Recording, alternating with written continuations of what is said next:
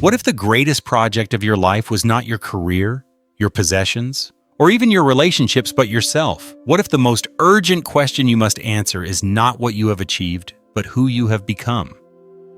Imagine for a moment that the noise of the world stops and you are left face to face with a single reality. You are your own unfinished masterpiece. Human beings often dedicate enormous energy to external pursuits, status, recognition, wealth, or relationships, while neglecting the foundation on which all of these rest, the inner self. Carl Jung, one of the most influential figures in depth psychology, repeatedly emphasized that what is unresolved within us will inevitably manifest in our external lives. When individuals fail to confront their unconscious patterns, they find themselves repeating the same mistakes, entangled in cycles of dissatisfaction and unable to understand why fulfillment always seems out of reach. The central idea is simple but transformative. You are your greatest project. Your mind, your emotional life, and your capacity to integrate both light and shadow form the true architecture of your existence. To neglect this is to live as a stranger to yourself, an expert in external performance, but a novice in self-knowledge. Psychology has long shown that self-neglect produces subtle but destructive consequences. Relationships that collapse under unmet needs, professional success that fails to bring meaning, or constant anxiety that no external achievement can cure. From a behavioral perspective, much of modern life is structured around external validation. Social media, competitive workplaces, and cultural standards of success reward performance over authenticity.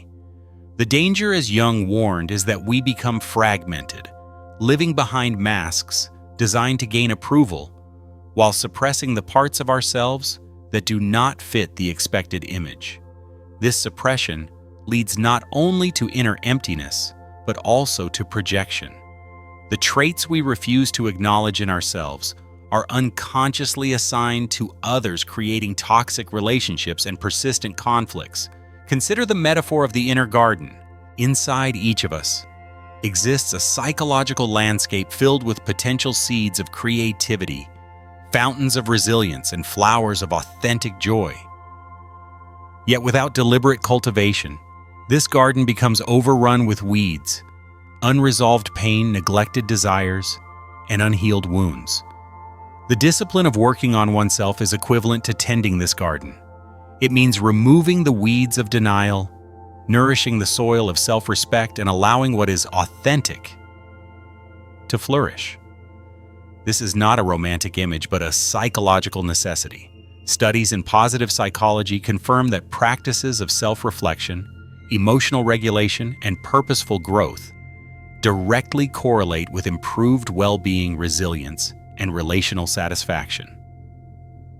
Jung described this path as individuation, the process of becoming whole by integrating the conscious and unconscious aspects of the self. This involves facing the shadow, the repository of traits and emotions we repress because they appear unacceptable. Many assume these repressed elements are dangerous or shameful, but in fact they contain immense energy.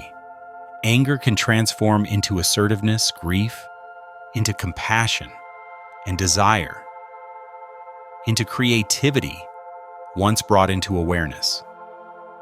To deny the shadow is to remain incomplete. To integrate it is to recover lost vitality. Working on oneself is therefore not a secondary option, something to postpone until life is more convenient. It is the foundation of mental health, authentic relationships, and sustainable achievement. The individual who neglects this inner work may conquer external worlds, yet lose the most essential battle, the battle within their own heart. The difficulty with inner work is not intellectual understanding, but emotional resistance. Jung observed that most people will do anything, no matter how absurd, to avoid facing their own soul. This avoidance is not laziness, but fear. The unconscious is like a basement locked for years, filled with dust shadows and forgotten objects. We sense there may be painful truths inside, so we distract ourselves with external noise, overwork, compulsive relationships, endless entertainment, anything to prevent silence from revealing what we fear. Psychological research confirms this avoidance. Defense mechanisms such as denial, repression, and projection function precisely to protect the ego from discomfort. Yet these defenses, while useful in the short term, eventually imprison the individual. For example, the professional who overworks to avoid grief may appear successful, but feels chronically exhausted. The person who projects unresolved anger onto others becomes trapped in cycles of conflict. The one who hides behind perfectionism avoids rejection, but sacrifices spontaneity and creativity. These patterns illustrate how fear of the unconscious can silently dictate our destiny. Jung's notion of projection is particularly relevant in relationships. What we do not integrate within ourselves, we unconsciously demand from others. The individual who has not recognized their own worth may become dependent on external validation, clinging to partners or colleagues for affirmation. The result is fragile bonds easily destabilized when the other cannot provide endless reassurance. To work on oneself is to reclaim this responsibility, to recognize that love and validation cannot be outsourced. The mirror of relationships reflects not who others are, but what we have neglected to acknowledge in ourselves. This insight also explains why many people repeat destructive relational patterns. A person who disowns their own aggression may repeatedly attract controlling partners. Someone who ignores their own need for nurturance may continually find themselves caring for others while feeling emotionally starved. Until the projection is withdrawn and the inner need is recognized, the cycle continues. The strategy is not to change external partners, but to explore what inner figure is being projected outward. Jung also introduced the concept of archetypes, universal patterns of human experience stored in the collective unconscious. For women, archetypes such as the queen, the mother, the lover, the warrior, and the wise woman represent psychological energies that can guide development. When these archetypes are unconscious or distorted, they manifest destructively. The queen becomes a tyrant, the lover becomes dependent, the mother becomes controlling. Yet when integrated, these archetypes provide strength, compassion, creativity, and sovereignty. Working on oneself involves awakening these archetypes in their healthy form. This does not mean adopting roles dictated by culture, but reconnecting with inner potentials that have always existed. For instance, the queen archetype embodies authority and boundary setting essential for women who have been conditioned to self-sacrifice. The lover archetype teaches the importance of passion and joy, countering the numbing effect of repression. The warrior archetype provides courage, not for external battles, but for the inner battles of authenticity. Strategically, this process can be seen as reclaiming psychological resources. Instead of investing energy in external struggles for approval, individuals redirect that energy inward, cultivating capacities that strengthen both personal life and social presence. This is not self-centeredness, but the foundation of genuine contribution. What is not healed internally inevitably bleeds into external interactions. Conversely, what is integrated internally radiates outward as clarity, stability, and influence. Ultimately, inner work dismantles illusions. It reveals that identity is not a fixed performance for the world, but an evolving integration of hidden and visible aspects. This is why Jung emphasized individuation, not as an abstract theory, but as the central task of human life. Without it, individuals remain fragmented, wearing masks for survival while never encountering their authentic self. With it, they recover wholeness and the power to shape their own destiny consciously. One of the most misunderstood elements of Jungian psychology is the shadow. In popular culture, the shadow is often equated with evil or destructive impulses. But in a psychological sense, the shadow represents everything we have disowned, both dark and bright. It includes anger, envy, and fear, but also talents and desires suppressed because they were inconvenient or unacceptable to others. The tragedy of repression is that it blinds us not only to what frightens us, but also to what empowers us. To integrate the shadow, we must confront discomfort. This is not a theoretical exercise, but a lived process. For example, someone raised to believe that anger is unacceptable may suppress it only to experience chronic anxiety or psychosomatic illness. Yet when that anger is acknowledged and redirected, it becomes assertiveness and self-protection. Likewise, a person who rejects their vulnerability may appear strong, but feels perpetually isolated. By embracing vulnerability, they discover authentic connection. The strategic principle here is transformation. Every repressed element, once integrated, becomes a source of energy rather than a burden. Jung captured this paradox in one of his most striking statements: "No tree can grow to heaven unless its roots reach down to hell." Growth requires descent, just as the roots of a tree must penetrate the dark soil to draw nourishment. The human psyche must face its own depths to sustain authentic development. Avoidance creates fragile growth. Confrontation creates resilience. This process can be visualized through symbolic thresholds. Imagine 4 doors, each representing an aspect of the psyche. The first door is iron, heavy and dark. It is the shadow containing anger, desire, jealousy, and grief. The second is glass, transparent but fragile, the social mask, the persona that hides imperfection to secure acceptance. The third is water, fluid and unstable, the realm of unexpressed emotions, from tears withheld to joy restrained. The fourth is fire, radiant and consuming, the authentic self, the totality that emerges only when the other 3 are integrated. The individual who avoids the first 3 doors never reaches the fourth. They may cling to their mask, repress their emotions, or deny their shadow, but the cost is authenticity. By contrast, those who courageously walk through all 3 discover that each obstacle is also a teacher. The shadow once faced becomes creative energy. The mask once discarded reveals inherent worth. The emotions once expressed release vitality. Only then can the fire of the authentic self be ignited. From a psychological strategy perspective, this journey is not linear, but cyclical. There are days of clarity and expansion, followed by regressions into old patterns. Progress is measured not by perfection, but by integration. The aim is not to eliminate weakness, but to weave strength and weakness into a coherent whole. This is what individuation means, not becoming flawless, but becoming complete. When viewed through the lens of behavioral science, this integration aligns with resilience research. Individuals who acknowledge and process both positive and negative experiences demonstrate greater adaptability and mental health.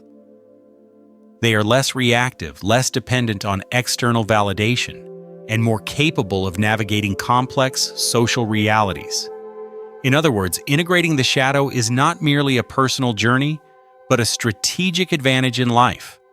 The work of self-integration is not only psychological, but existential. It requires the recognition that your life is not defined by external structures, career possessions, or relationships, but by the inner architecture you cultivate. Jung described the self as the organizing principle of wholeness, the center that integrates conscious and unconscious light and shadow, masculine and feminine. To work on yourself is to move closer to this self, stepping beyond the narrow confines of ego. Consider the archetypes again. Within every woman and man lie dormant energies that, when neglected, distort and control behavior unconsciously. The queen, without awareness, becomes domineering. The lover, denied, becomes dependent. The warrior, repressed, becomes passive, resentful, or self-destructive. Yet when these energies are acknowledged and balanced, They fuel presence, resilience, and authenticity. Modern psychology echoes this truth through research on self-determination theory. When individuals align with intrinsic motivations rather than external pressures, they experience greater fulfillment and effectiveness. From a strategic perspective, working on yourself is also the most sustainable investment. Unlike external achievements that can be lost money, status, recognition, inner integration cannot be taken away. It becomes an internal compass guiding decisions and relationships. This explains why individuals who prioritize inner work often project a sense of calm authority. They do not need to beg for approval or dominate others to feel significant. Their presence itself communicates stability, making them natural leaders in both personal and professional domains. Yet it is crucial to recognize the cost of avoidance. When the unconscious is ignored, it does not disappear. It acts from the shadows, shaping choices and repeating patterns. This is why people often feel trapped in cycles of failed relationships, unfulfilling work, or persistent emotional pain. They may attribute these outcomes to bad luck or the cruelty of others, but in reality, the unacknowledged unconscious is steering the wheel. Jung warned, until you make the unconscious conscious, it will direct your life and you will call it fate. The implication is profound.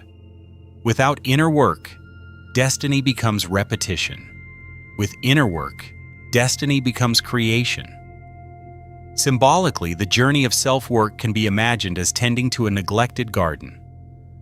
At first, the soil is dry.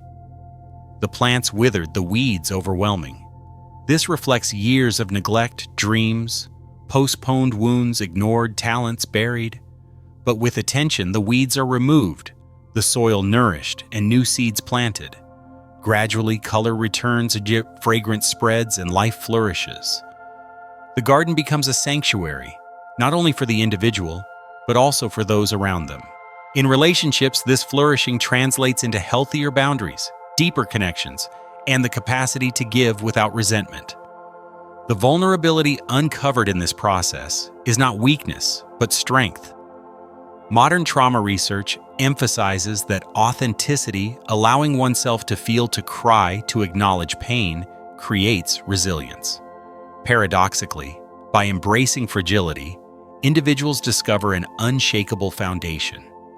Masks of perfection may impress others, but they suffocate the soul. Vulnerability liberates. At this stage, the question is not whether you should work on yourself, but whether you will allow the courage to begin. The journey demands patience, as no transformation is immediate. There will be setbacks, days when old patterns resurface, and moments of doubt. But every step counts because each step reclaims a fragment of the self. To integrate the shadow, to awaken archetypes, to cultivate authenticity, these are not luxuries but necessities for a meaningful life. Working on yourself is ultimately the most revolutionary act you can perform. In a world that thrives on distraction and conformity, choosing to confront your own depths is an act of rebellion. It is a declaration that your worth does not depend on applause but on presence. It is a commitment to live not as a mask, not as a fragment, but as a whole. The final step of this journey is ownership. To work on yourself is to take back the authorship of your life story. Too often, people allow others, parents, partners, society to hold the pen-shaping narratives of who they should be. But the moment you decide to invest in your own growth, you reclaim that pen. Each choice, each reflection, each act of courage becomes a new sentence written by your own hand. Imagine standing before a mirror, not a physical mirror, but a mirror of the soul. You see not just your current reflection, but every version of yourself. The child who felt inadequate, the adolescent who longed for acceptance, the adult who has carried burdens. All of them are part of you, and all of them wait for recognition. The task is not to erase these versions, but to integrate them, honoring their lessons and embracing their strengths. This is the essence of individuation, the process of becoming whole. The message is clear. Your life is not an accident or a meaningless collection of events. It is a canvas, and the brush has always been in your hands. You can continue painting the images others expect, or you can dare to create your own masterpiece. So let this be your call to action. Begin today. Work on yourself, not tomorrow, not when life feels easier, but now. The world does not need another mask, another echo, another fragment. It needs you whole, authentic, and alive.